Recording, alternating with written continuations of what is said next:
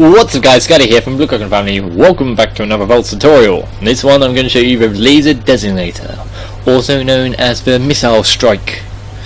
So what this is it allows you to designate a target and fire multiple, or you can fire just one, but more than often fire multiple missiles at a single target. I've used this model a few times for myself. I've used it to have a scatter shot of a single target, so I make the missiles less accurate. So that's what I've done here. So I don't put support frames, and I have low tier ones on there. So I have inaccuracy of 30 blocks, so that it scatters a shot a lot more.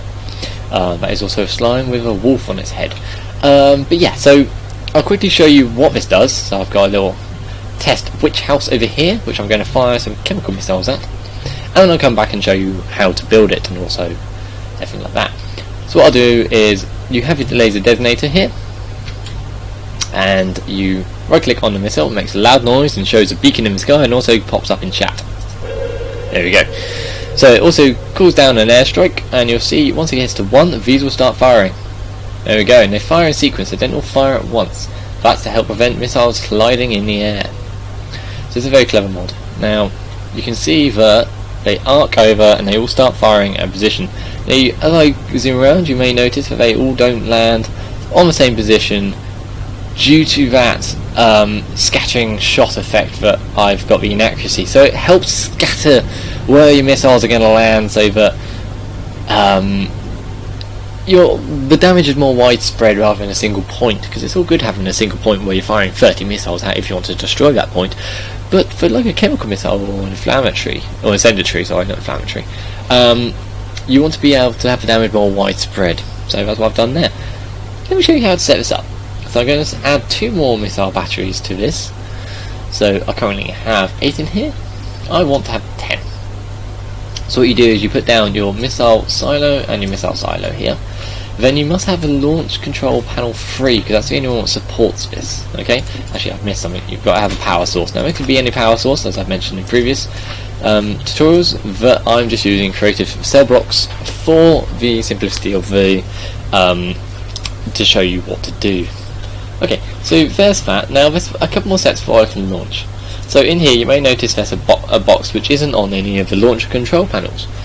It says frequency. Now what it is a number where when you designate a target, this is the number it sends out a ping to any missiles which are in that frequency within the certain range.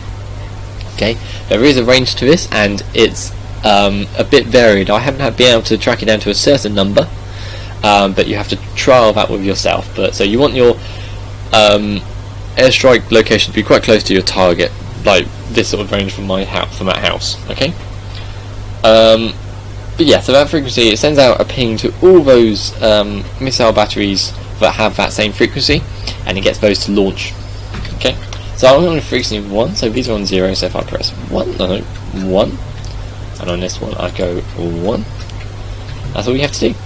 And let's load these up like this.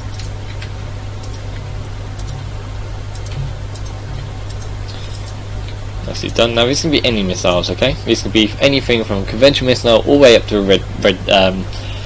red matter missile. Okay? So now it's like that. You will notice that when you fire it, the laser designator bugs out, that it looks like it's green, but let me hover over it. It's out of energy.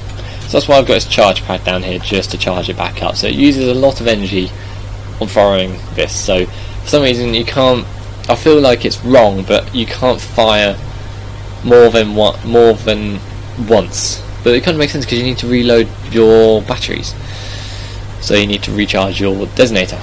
But yeah, so that's pretty much it on how to set one up. And then all you have to do is point your crosshairs at your target, right click, hear the noise, wait for the airstrike, and if I come over this way you'll be able to see them all launching up. So they fire in a sequence, and it's a random sequence, but they fire independently, so that they don't hit each other in the air. So it's quite a nice and clever mod. And firing the last one. There we go. Let's fire it across. There you see, there's the widespread devastation again, and that slime that was standing nearby is now gone. So, if this mod has been very helpful for you, remember to hit that subscribe button to be able to see more of my tutorials, and also join in on the series of Voltz War Season 2, where myself and my colleague Skotyyy battle against 2 other people from a Blue Coconut family to see who will be able to have the biggest missiles and kill each other first. Also hit that like button if you liked this video to make sure that other people find it as well. Okay, I'll see you in the next tutorial. Bye.